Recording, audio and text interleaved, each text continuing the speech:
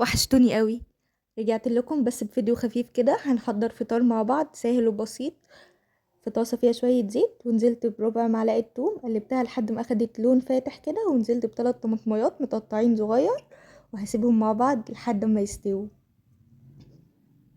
هديهم تقليبه كده حلوه مع بعض. وبعد ما استووا دلوقتي بقى هضيف له فلفل اخضر بارد او حراق براحتكم اللي انتوا حابينه. ده بقى اخر كيس بتنجان احنا كنا مفرزينه سوا مع بعض، هنزل بيه عليهم. الحقيقه انا معرفش مين اللي اخترع الاكله دي، بس بجد تسلم ايديه لان بجد طعمها حلو قوي.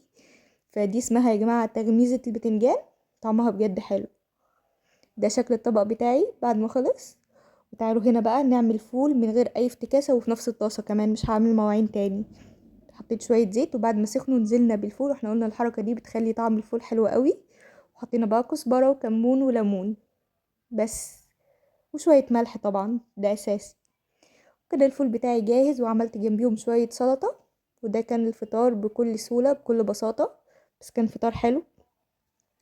ده الفيديو بتاعي. لو عجبكم الفيديو متنسوش اللايك والشير والاشتراك في القناه وتفعيل زر الجرس عشان نكبر مع بعض.